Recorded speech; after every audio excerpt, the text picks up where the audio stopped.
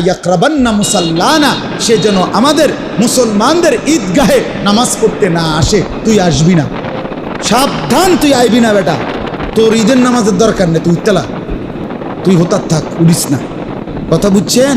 বলে আচ্ছা, বলেন না। তাইলে কি করতে হবে? বাবার কোরবানি সেটাও আপনি দিলেন, ইহসান করলেন।